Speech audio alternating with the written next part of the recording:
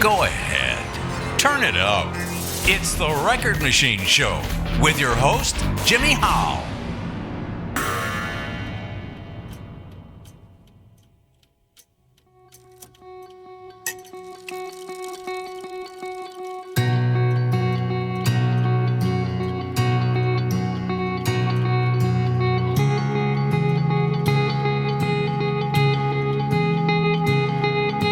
Clock is on my wall, and it keeps ticking.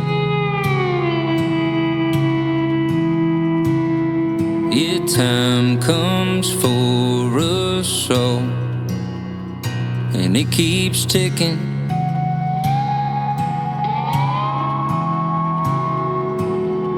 How are you gonna spend all yours? Like there's nothing but money to burn. Another line about some wasted youth. This is not wasted if you choose to learn. People want it like a drawn-out map, but everyone is too unique. Tell me what you're gonna do with that. Go be something that you wanna be. Clock is on the wall, and it keeps ticking.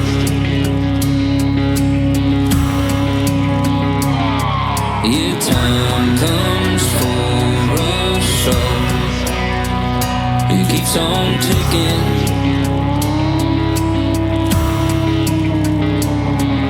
Never could have told you a few years ago. Ain't it funny how we all can change? Capable though you might not think so. We can accomplish such incredible things. Only human sounds like a sad excuse. Take a look at what the others have done. Don't you think we could do something too? Why not do something that you love? Clock is on the wall, and it keeps ticking.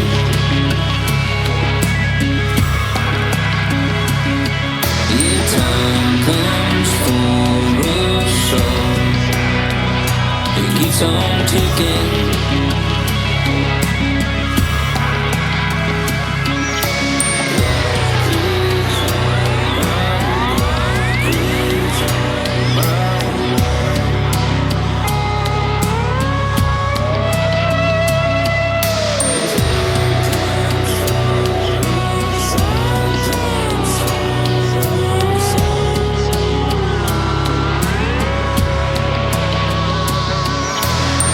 Just a little bit of food for thought. Don't overwhelm yourself with the truth. Think about the things that you'd rather not. Eventually we all know we all have to. Clock is on the wall, and it keeps ticking.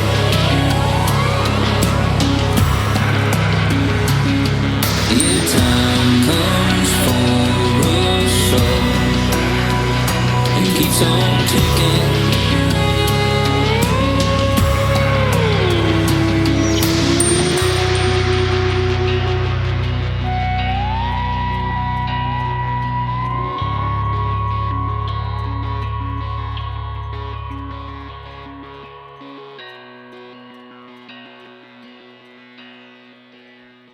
Ladies and gentlemen, please welcome singer-songwriter Jeremy Parsons to the program. Jeremy, how you doing? Hey, sorry I'm late, man. I've been trying to stomp out a fire over here. A real fire? No, I wish it would be easier. Oh, okay. Are you still in Tennessee? No. I live in. I'm back in Texas. I moved back end of 2019. Oh, what part of Texas? San Antonio. So I moved back home. Oh, nice. Right before the pandemic and stuff. So it was weirdly good timing. But yeah, I've been back here and I'm playing all over the state. It's been. I made the right choice. So it was one of those deals. I'd been in Nashville close to 10 and a half years. It might have been right at 10 and a half years, and I was. Mm-hmm. The city just felt like it was starting to take from me more than it was giving, because it's I love that town. It's inspirational. There's a lot of great people there. Like I know a lot of people that I'll talk to for the rest of my life and be friends with. But the music scene is very like it's almost like they want to keep you there. Wow. And I love to travel. Like you can travel and stuff, but like the money because you're not, playing shows unless you're downtown, the money you make doesn't really cover your expenses to be able to afford to travel. Wow. So you get kind of like industry locked. I hear you. Unless you have a backer of some kind, which like I didn't, but it is like, if you have like, rich family or someone is supporting you financially, then you can kind of do whatever you want. But right. For all of us that are like, trudging through like completely independent. Mm-hmm. Granted, I should say there's always been people who have helped me, but it's been for the sake of the music, and it's not that they were like throwing millions of dollars my way. Right. But like it's always important to make sure that that we chose this lifestyle where you never actually do it alone. There's always somebody there, Yeah. Whether it's like a producer or somebody. Exactly. The last time, I don't know if you remember this or not, but the last time I spoke to you on the air was October of 2018. Can you believe how long it's been? That's crazy. I didn't realize it had been that long. Yeah, we talked about the album that you had put out, Things I Need to Say, and that was October of 2018. Yeah, it was. Okay. It was right before I left New Jersey for Myrtle Beach. I've been in Myrtle Beach since the end of October of 2018.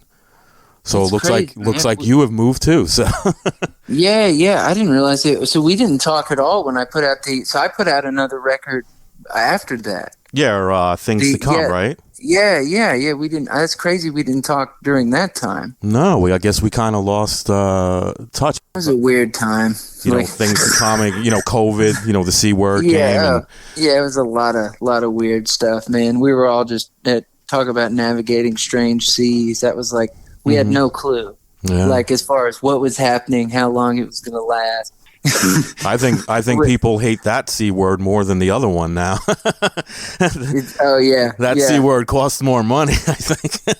yeah, it costs a lot of people a lot of things. It still is. I mean, it's going to be interesting witnessing the aftermath of that over the next 5 to 10 years. I mean, we're already starting to see like an effect now, but it's going to be interesting.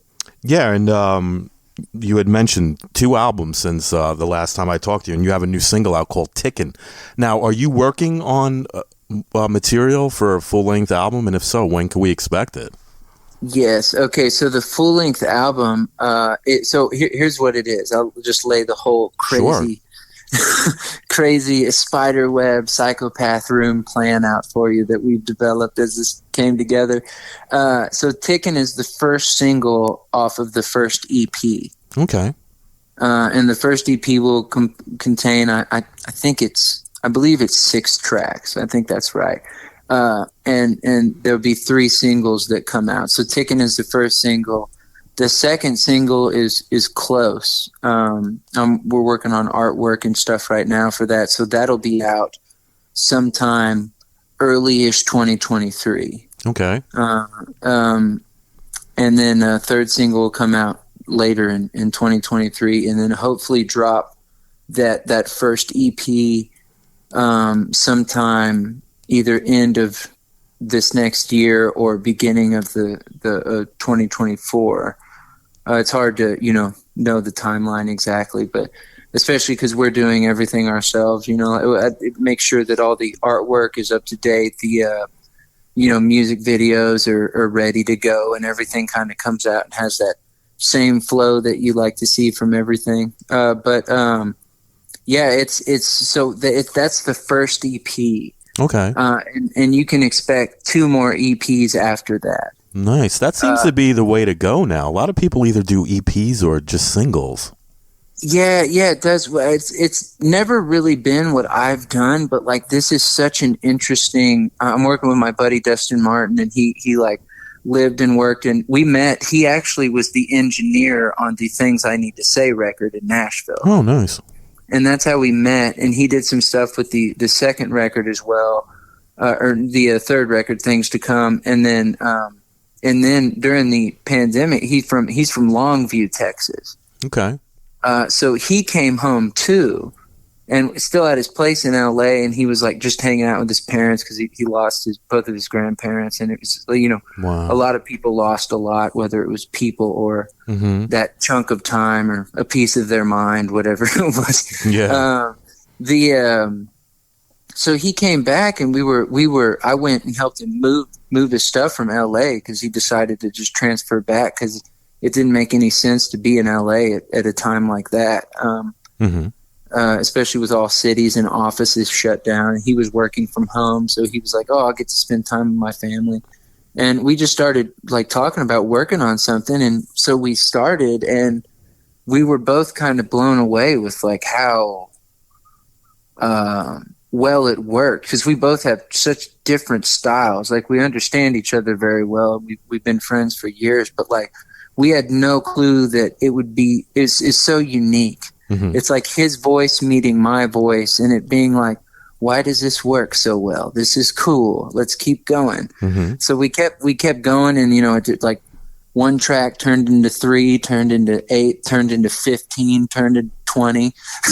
Wow. So it just like it's all these different different songs written from an Americana alt country style voice, and just that deal, and produced around a guy who's worked in both pop, hip hop, and is inspired by like Trent Reznor production style, like 9 Inch Nails, and it made this really, really it's this just stack of so many influences that you can find in there. That's a lot. Like, some people have heard some of them and gone like, oh, it's very like Pink Floydy in certain areas. Wow. And then some people like, oh, it's very this over here. And it's been really cool to see different ears compare it to different things, and I'm very excited because I think as like artists or creators or singer, whatever you want to call us, like the goal for, well, I can only speak for myself in saying that, like, I think the goal for me is to always make something that feels new and exciting. Right. It might be like kind of outside of my comfort zone a little bit, but like you probably should put yourself there in life, because it shouldn't always be comfortable. It's good for you if it is, but like that's never been the case for me, and I like to kind of explore that on my own terms via the music. Yeah, you want to evolve, right? You don't want to sound the same all the time. Exactly. Evolve is the perfect word. That's exactly what you want to do. You want to keep pushing yourself and expanding, and I think that leads to opening new doors as far as your audience and stuff as well too, because you bring more people in, because the more one way you sound, the more you can make people feel excluded. Yeah, well, you mature too. I mean, over the years, your music doesn't sound the same that it did when you first started playing, right? Oh, not at all. Especially mine. Like, if you go back to my first record, it was like very, very like Hank Williams Sr., traditionally steeped, and like that's what I still love that stuff, but it's not right. It's where I was. It's not where I am. And I am like, the life that I've lived in between now and then has made me just a drastically different version of myself too. So it would be unfair to stay in that singular lane, because that's just not who I am anymore. Yeah, I was listening to earlier this morning. I was listening to the podcast that we did, the first one we did a couple of years ago, and it's funny, we were talking something similar during that show. We were saying about how, when you go to a bar and you play cover songs, they're always yelling for the same songs. And I was telling you, when I was DJing gigs back in the day, they would always ask for, the YMCA or the Meatloaf song or the AC/DC song or the Sweet Home Alabama. And it's like, you get tired of playing the same songs over all the time. You want to do something different, right? Yeah. Oh, absolutely. And it is. It's numbing. Like, you can feel that. And there's some people that just like, they accept it like that. This is the way it is. Like, these are all the stories that I've heard. And I was like, that seems very defeatist to me.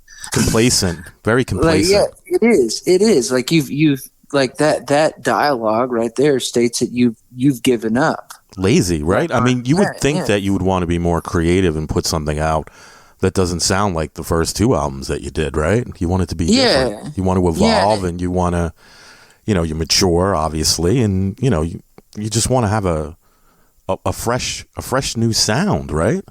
Yeah, like, and no offense to anybody who that's their lane and they're comfortable in it. Like good for you, but I just don't think it should be all of us. I don't like it's like one of those deals. It's like one reason why I like listening to Tom Petty records is like there's something different on every one of those records. Right. Like, and sometimes the record was completely different. Like it took me like a few listens to get into like his one record. I think it's the same track. It's the Southern Accents record, which is fantastic. But like that, like it's a different production style for him. And I'm like, oh, okay, Tom, I feel you.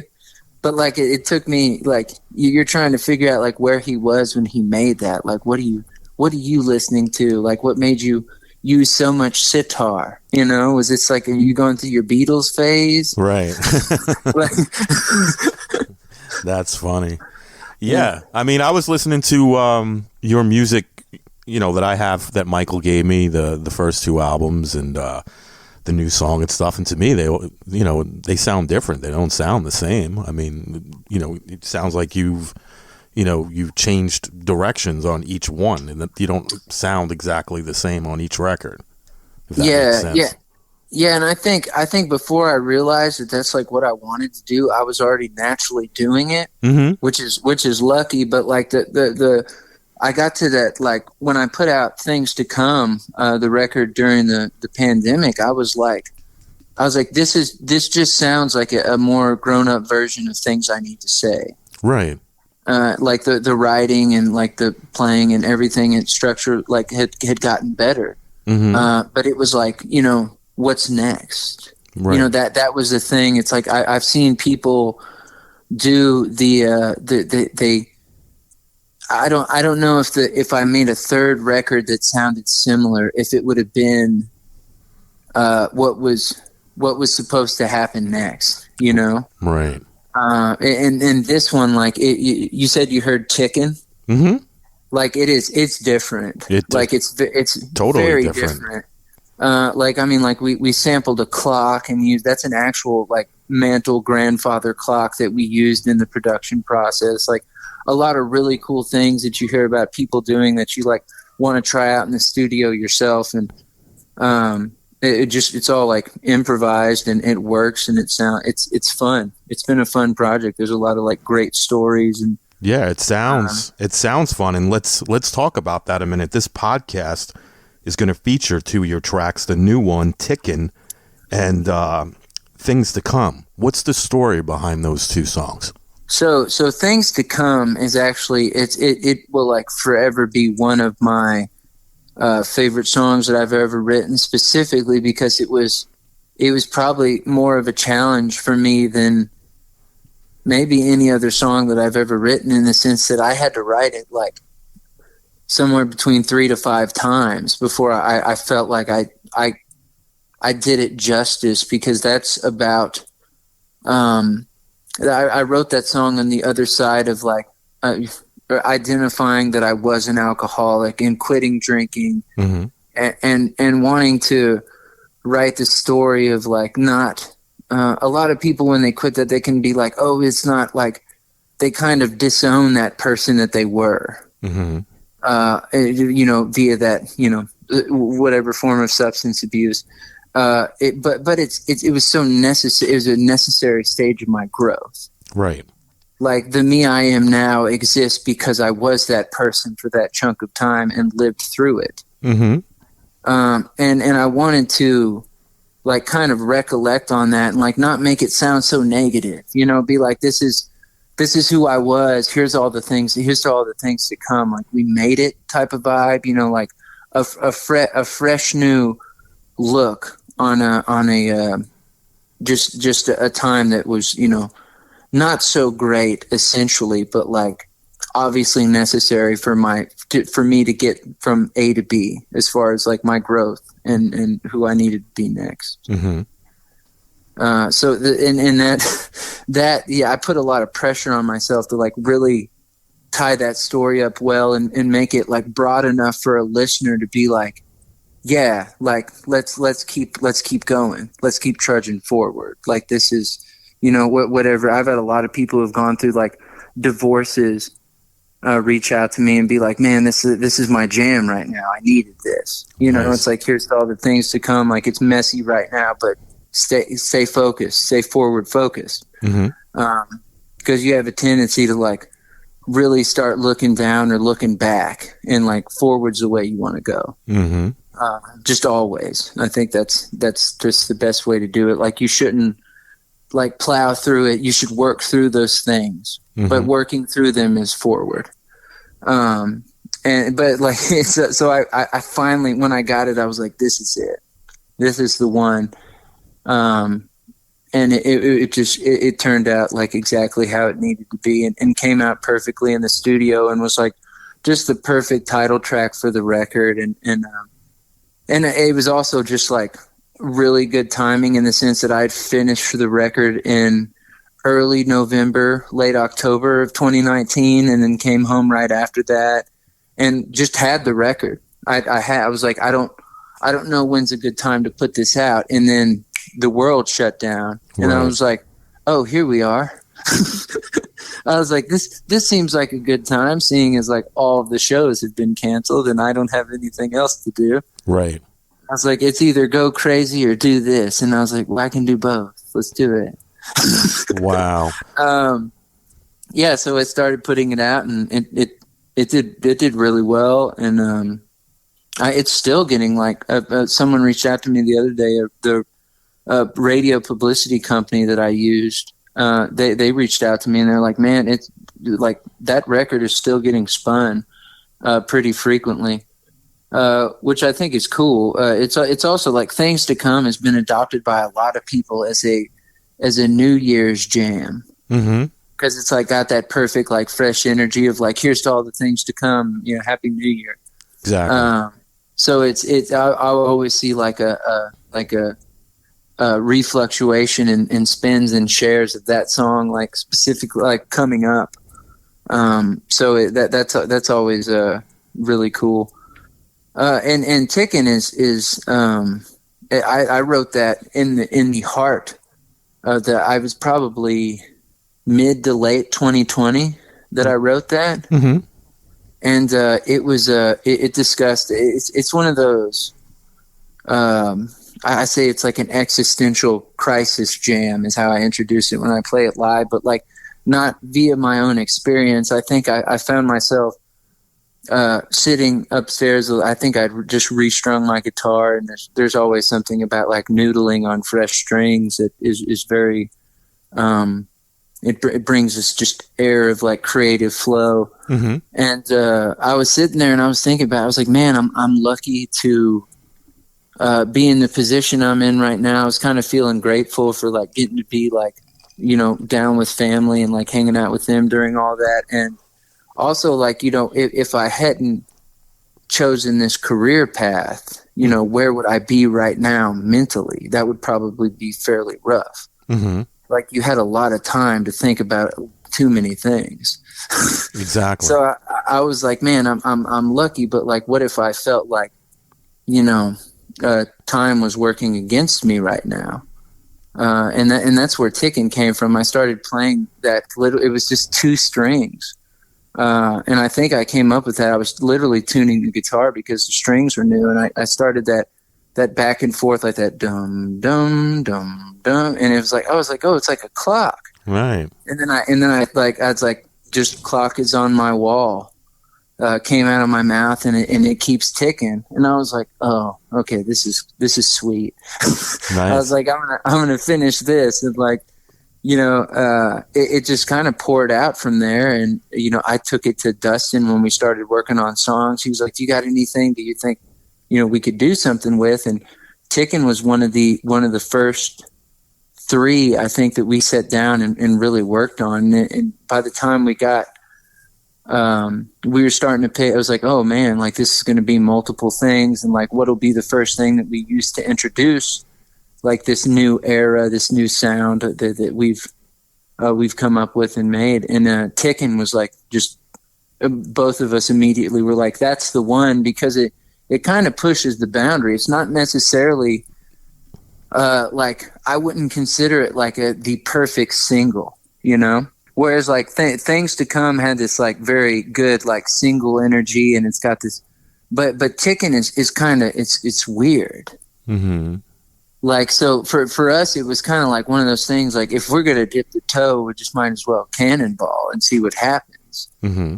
Because you know, like radio, few state, like more than a few stations picked it up, and it seems to be getting fairly frequent spins, and it's been interesting to see it do what it's done. And you know, in Italy, it got like one day it got like Shazammed like 150 times in Italy. Wow. Like it's like I didn't even know you could track that, but it's on. You can track anything through the apps if you like log in and make sure you got all your stuff in the right place. But like, yeah, it's done some really, really interesting stuff, and it's cool because like I said, it's not that we weren't confident about the track. We just like, you know what kind of is like the ballpark range of stuff, and Mm-hmm. but it was such a good introduction to what people were going to be gonna be getting next. And the coolest thing about it, I think, and Dustin and I talk about this all the time, is it's not even close to the best track that everyone's going to hear that's coming out of these projects. Like in my mind, it just gets cooler as we go. Sounds exciting. Yeah, I'm very excited about it. Dustin is too, and it's just very cool. I have my my little sister doing the artwork for the singles and stuff, and so just like bringing in everybody, you know, to make it all happen, which makes it even more exciting, you know. Very cool. Now, how do you approach songwriting? What's your creative process like? I think it used to, when I was younger, it was a numbers game for me. Like, I was just trying to sit there and like pour out as many songs as I possibly could, and now it feels like I just sit back and kind of wait for it to find me. And as I get older, that seems to happen more and more. Like, and it happens just randomly. Like, it's usually like when you're not thinking about it. It's like when you try to think of something and you can't remember it. As soon as you distract yourself, it like pops into your head and you start yelling random stuff out and scaring everybody because you remembered it. Yeah. It's like one of those deals. It finds you, and then you just like, nowadays you just grab your phone and either type a note or open a voice memo so you can capture the melody. And with me, like it always has, the melody usually comes with the lyrics or vice versa. Nice. So it's always been just about like finding, waiting for that to find you, and then getting it out. And sometimes now I become so much more patient with myself as far as like the process is. Like, I used to want to sit down and write it all in one deal, you know, right. So I wouldn't lose the initial train of thought. But now it's basically about like, if I hit a roadblock, I don't push it. Mm-hmm. Like, you know, it's like coming to a railroad crossing. It's like, what are you going to do? You just wait for the train to go by, right. You know? So it's one of those deals. I sit and I wait until like that back half of the song finds me, or like the right line for the chorus. Just come back to it. Like, there's no need in wasting the energy or frustrating yourself over like something that's creative, because that energy is always going to be tied to it, you know, in a certain sense. So you want it to be like, just like it always has been, like you get to it and you're completely satisfied by the end. Right. Yeah, that makes total sense. I mean, that's a good explanation. Now, on your YouTube page, I've noticed you have several music videos up on there, including an animated one for the single Tickin. Do you come up with the concepts for these videos, or do you have a team that helps you do that? So it's like the team is basically it's almost everyone that I've mentioned. Like, I bounce ideas off of Dustin. Like my little sister Skylar does the artwork. So the candle characters in the music video is based off of her initial artwork. Oh, nice. So I have a flow of like the first thing to get done is the track.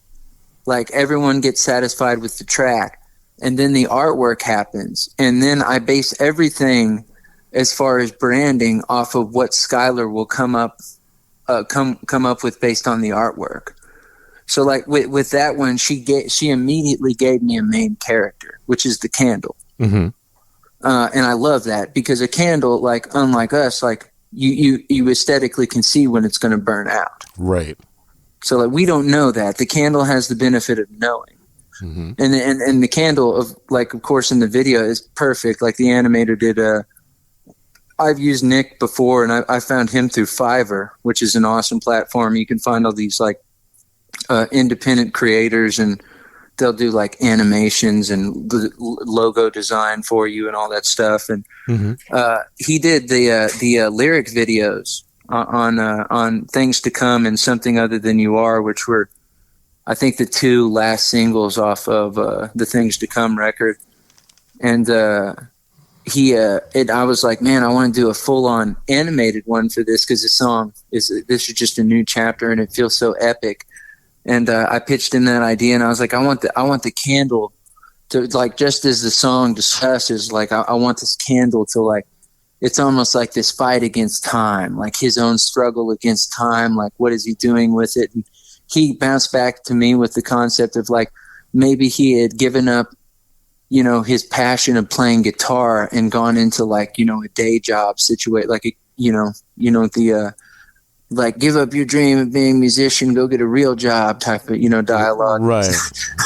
And his candle, and I loved it because Nick came up with the concept of like, oh yeah, his candle is burning brighter when he's playing guitar than it is when he's at the office.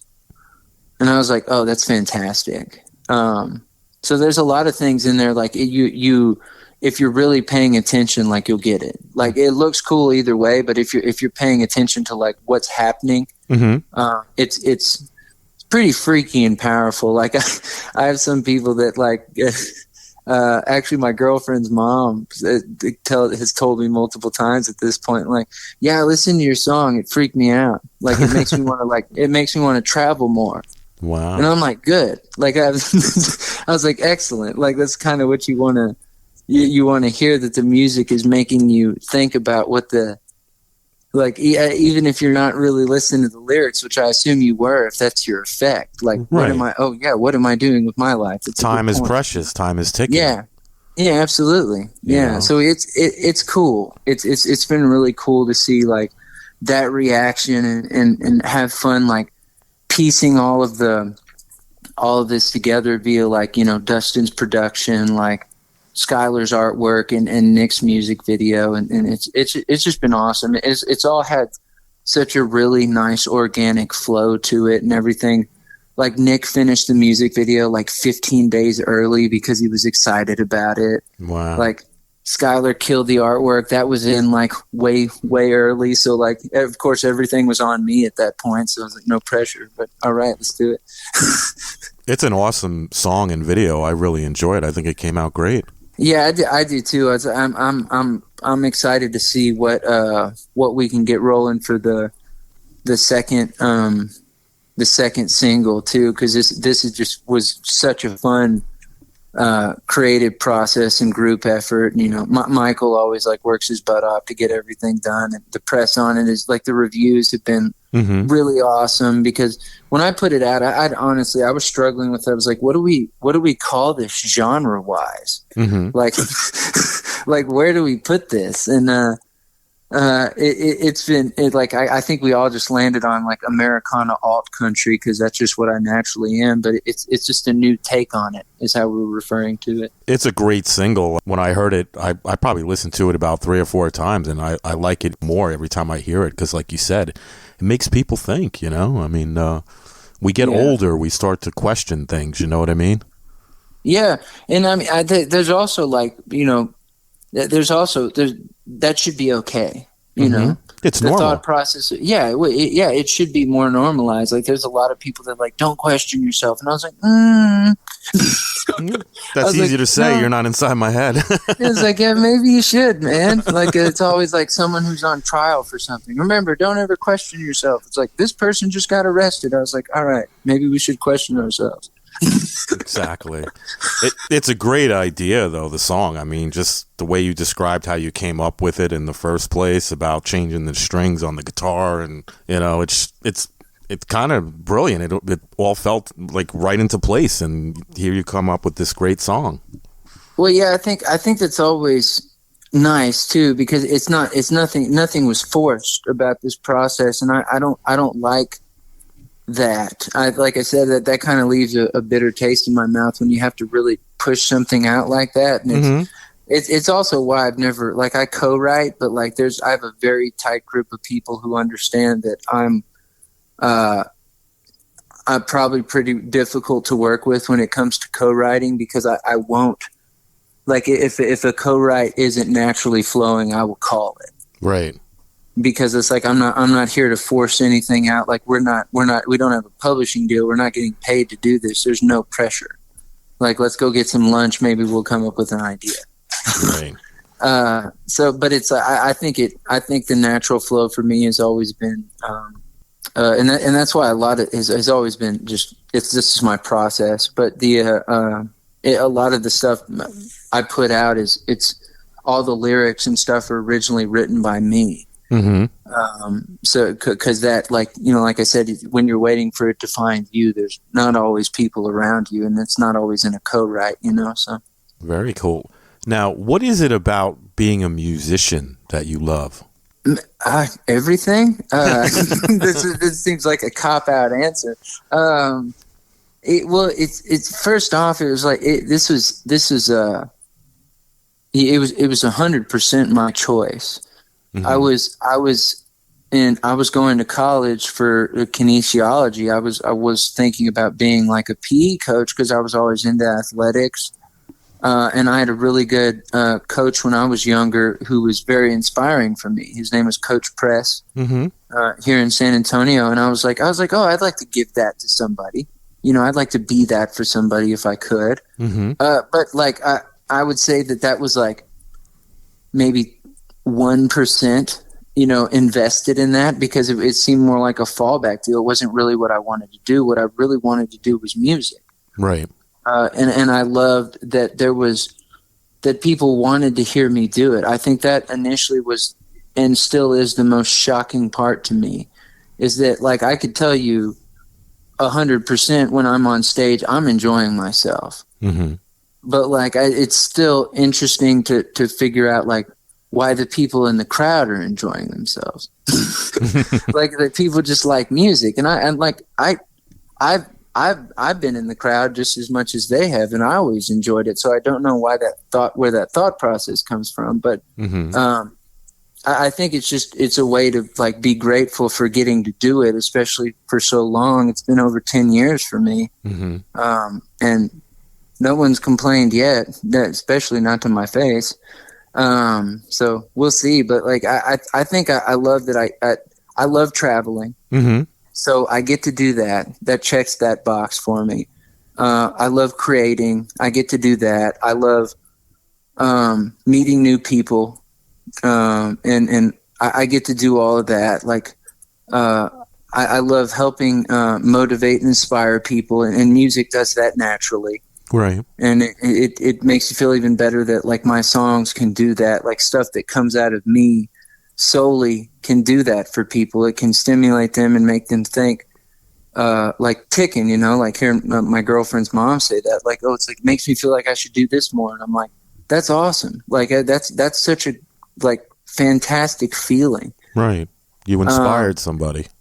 Yeah. Well, that you're stimulating, anybody right now in a world where, like, kind of everybody just wants to be like an influencer and stuff like that. It's like, it's right. You want to, like, granted, they're creators too. It depends on, like, what you're doing in a certain capacity, but, like, you want to inspire people to stimulate them. Seems like a good word. Like, stimulate, motivate them to follow their heart, their dreams, right? Yeah. Find their own passion, and, like, if that's different for everybody. It's not my job to say that anything's right or wrong. There's some things that obviously aren't my cup of tea. But I think that just that continues to also baffle me. Like, this is cool. Like, you were writing something because you were excited about the idea that just found you. and then it grows and blossoms, and there's a music video, there's artwork, there's people saying nice things, there's people saying that it's motivating them to do this and that, and I was like, I don't know, I can't imagine doing anything else at this point. And it's like I get to do a lot of cool stuff. Like I went to my sister's middle school beginning of the month, like I guess it was December 6th or something like that, December 7th, and I got to talk to the kids. They presented me with some of their poetry, and I put it to music for them. Nice. And showed them how they like their stuff could be a song. Right. And kind of like showed them that this is an option, because like no one ever came to my school and was like, yeah, you could be a traveling singer-songwriter. I was like, maybe I would have started earlier. It was like, obviously wasn't the way it was supposed to play out for me, but at the same time, like knowing that it's an option is cool. Right. But yeah, it's like, I love doing stuff like that. It's not a normal part of the job, I feel, but like it feels like so important, to make sure that people know that they have options, because there's going to be, especially family can be tough. Like there's so many people telling you, like even when you're in the midst of like your greatest success, and right. There's people telling you that's like, well, you could always come home and work at Target. Yeah, okay. It's really funny. I was like, that's a very personal story for me, and I won't drop any names, but they're related to me, and they said that when I was in Nashville at the absolute height of where I was while I was there. And doesn't that make you scratch your head like, what the hell are you talking about? Yeah, well, and you figure out later where it comes from. It comes from either like a certain amount of like, I'm unhappy. Right. Like it's like it's some people like don't know it, but and they don't want to admit it, but like they don't want to see you being happy if they're not, which is really messed up. It's selfish, is what it is. It is, and they don't know what some of them don't actually know that that's what they're doing, and if they knew, they might not do it. But like, you want people to be more aware of themselves, and it hurts your feelings, but it shows you who's in your corner for sure, because that person and I don't really speak much anymore. I can see why. Was exactly not a healthy relationship, so why would I continue it? But maybe they motivate you to do better, because you want to like be like, yeah, okay, Walmart, no, that you can do that. I'm doing me. I'm doing what I'm doing now, and I'm doing a pretty damn good job at it. Yeah, exactly. And you don't want to see that's also a deal too. Is like I don't want to link any like bitter feelings to like pursuing success. It's not. Right. I'm not trying to like. It's not like a revenge ploy or whatever. It's just like I just stay in my lane and realize that where it comes from. It's like oh, I hope someday you're happy enough to see that I'm happy where I am. Exactly. Yeah, that's what you want for them. That's what that's what I would want for anybody. Yeah. Friends, kids, cousins, uncles, whatever. I mean, whatever they do, you should be happy for them and be proud of them, not discourage them. I mean, to me, that's totally just negativity. Yeah, if they're happy, like rejoice in that, because not everybody is. Exactly. There's a lot of miserable pricks out there. Yeah, absolutely. Yeah, more than we would want to know. So, talking about what we just said, what advice would you give to someone who's thinking about starting a career in music? I mean, I think the best advice. I used to say all this stuff like it's like just do this and do this and do that, but like really the only thing that I could say is like get out there and just try to start something. Like get out there and do it. Mm-hmm. Because one thing about like doing it independently, like, is you'll figure out really quick if you truly enjoy it. Right. Because it's not a glamorous lifestyle. Sometimes you're sleeping in your car. Sometimes you're sleeping on a person you just met at the show's couch. Mm-hmm. Like, there's not always, you're not always setting yourself up. You can't always afford a hotel or an Airbnb. Like gas prices fluctuate. You're your own bus driver. Right. Like, it's like you're in charge of like printing your own merch, like getting to the show, setting up for the own show, making sure your gear's all in check. Like you are an entity and a rolling business, and you're in charge of that. You update your own website. Like I said, you make sure that your album, your singles, your artwork, your music videos, everything's ready to go. Like, if you can enjoy that stuff, then you're probably in the right boat. Like, and you should, just keep on floating until it doesn't anymore. Because but like I said, you'll figure it out fairly quick. And I think it's important that you get out there and start doing as much of it you can by yourself, because that's going to be the determining factor, because there's not always going to be people there that will like help you with that. And sometimes you just can't trust those people that want to. Right. Because it's unfortunately the entertainment industry. I'm not saying don't trust anybody. That's unhealthy, but like, you should keep your armor up a little bit with some people, because this is, especially if you're coming in, like, if your family has money or something. You see so many teenagers that walk into Nashville and their parents go through hundreds of thousands of dollars and don't get anything near what they were promised. Right. Keep your guard up, right? Yeah, and I think also just getting out there and playing like dive bars or eateries or like whatever you have in your town or surrounding areas, like, you'll get your vocal chops up too. Like your voice, if you're singing correctly, like, it's only going to get better and stronger. And like writing is the same way. Like, the more you write, the stronger it gets. The more you're able to navigate certain rhyme schemes, the more you're able to like chordally expand on the guitar and like go different places. And it's all just a process. And you could tell people to be patient, but no one receives that advice very well. But it is what it is. Like, but if you enjoy it, the time spent is almost irrelevant. Like, it's all one big happy streak. Even like, when you were broke and freaking out about that, you get to look back and be like, oh, remember when that happened and I made all my money back or something? Like, it was all you. You get to be proud of that as well. Now, do you have a website you'd like to promote? I do. You can go to jeremyparsonsmusic.com, and it's got all shows, merch. I'll have the new merch up there when I get it in, and CDs and reviews for Tickin, and everything that you could possibly need for me is up at jeremyparsonsmusic.com. That's awesome. Now, is there anything you'd like to mention that we didn't talk about today?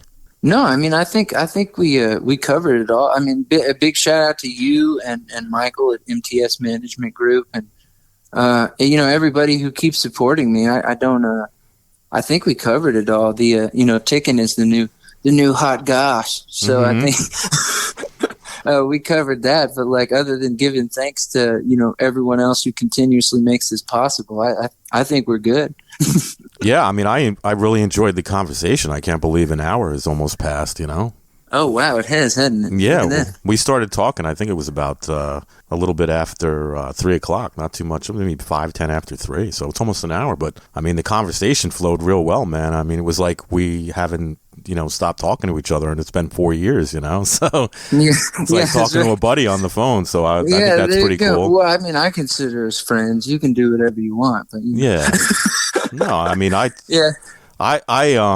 really enjoyed the conversation, Jeremy. It's always cool talking to you. I listened to the one today, and I think we had a similar experience. We talked for a while about all types of things, and time was ticking during both interviews. Right. So I had to throw that in there. No, I like it. I appreciate it. I'm usually the one making really bad jokes. It's always a nice reprieve. Yeah.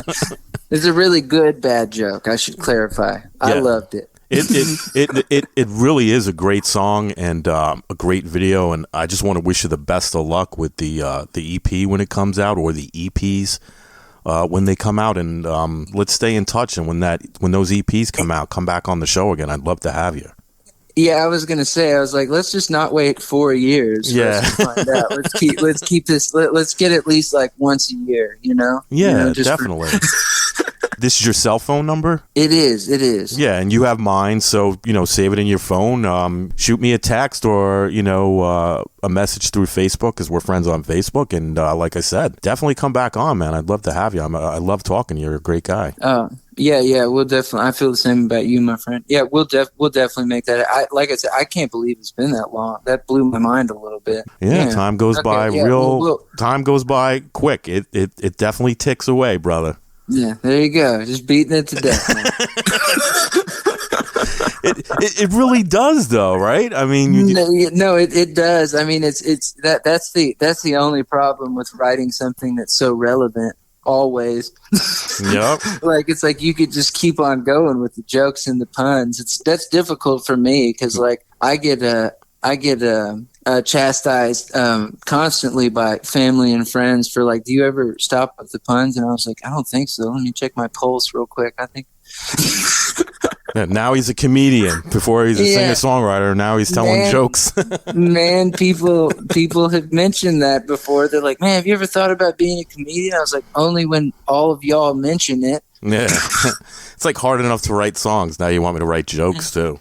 Well, see, that's the thing too. I tell him, I'm like, I wouldn't be opposed to trying it out. I would have to find my avenue. And I think all of my, like, I don't know any jokes. I don't really know that many jokes. It's all conversational with me. Mm-hmm. So it would be most likely like just an audience participation thing where we just like jump off, like a natural flow of conversation, like this interview went. So, we're just bouncing back and forth as a natural flow. Right. Try an open mic night, maybe. Yeah. When I get to a point in my music career where I'm just like, because if I'm around a microphone, I feel like I need to be doing my job, Mm-hmm. Yeah, I hear you. So it's I think once I get to a certain point, I might just like give it a shot just for kicks. Mm-hmm. Now it's almost New Year's Eve. Do you have a show coming up that you want to talk about? Or? I actually have. I have a show tonight, tomorrow, and the following evening. Oh yeah, where at? Yeah, I'm in Fredericksburg, Texas tonight and Saturday, and then tomorrow I'm in a place called Utopia, Texas.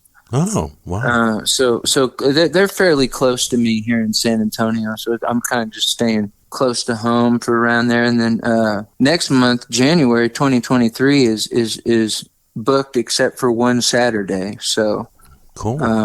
Yeah, so it's already looking good too. It's all about, keeping the momentum where it's at. And nice. Now, is the calendar up on your website for those dates? It is. January's up. I'm going to start working on February and March here probably this next week. When I get I'll share a post to all my socials with the January dates. Nice. And that's JeremyParsonsMusic.com, right? Yes, sir. JeremyParsonsMusic.com. It's also got links to my socials on there. So there's links to Instagram and Facebook and Twitter, and I post all of those with the updated show dates if more come in throughout the month with sometimes they do. So awesome. Well, Jeremy, like I said, it was great chatting with you. I want to wish you the best of luck with the EPs, and definitely come back on the show when they drop, and have a happy New Year and a safe and healthy one at that. Yeah, you too. Oh, I will definitely be back to talk about those. We're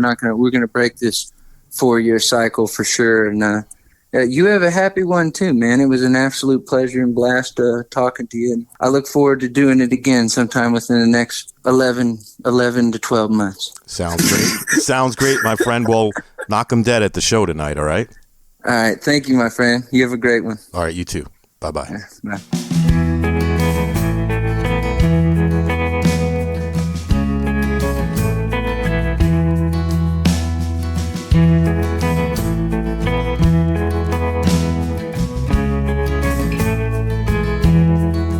He said, hey man, remember that one time?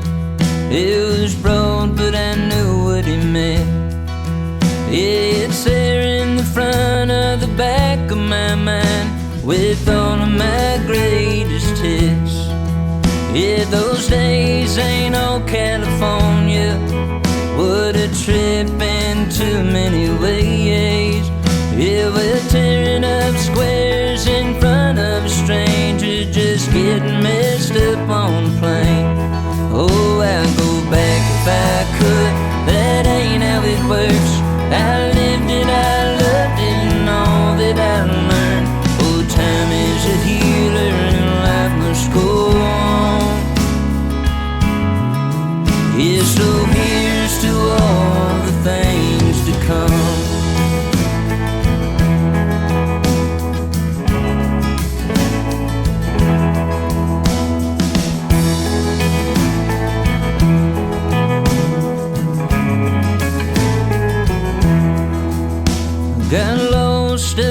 South Dakota. Oh, and man, I got lost in her eyes. Yeah, I lost a few friends and family since, so at least I could say that I tried. Oh, I'd go back if I could, that ain't how it works. I lived it, I loved it, and all that I learned. Oh, time is a healer and life must go on. Yeah, so here's to all the things to come.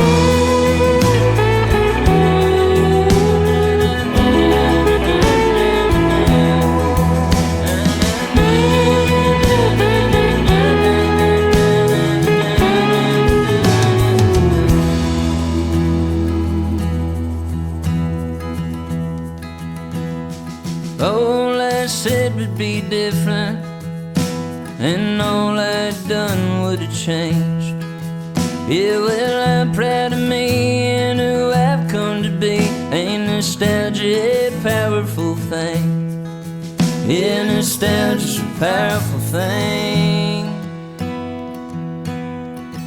I'd go back if I could, that ain't how it works. I lived it, I loved it, and all that I learned. Oh, time is a healer and life must go on. Yeah, go back if I could, that ain't how it works. I lived it, I loved it, and all that I learned. Oh, time is a healer and life must go on. Yeah, so here's to all the things to come. Yeah, here's to all the things to come. Yeah.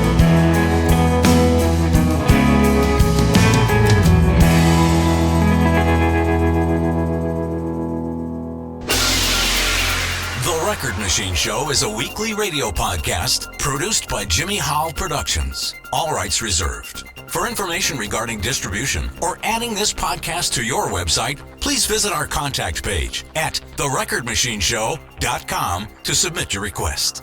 Thanks for listening. See you next time on The Record Machine Show. The Record Machine Show.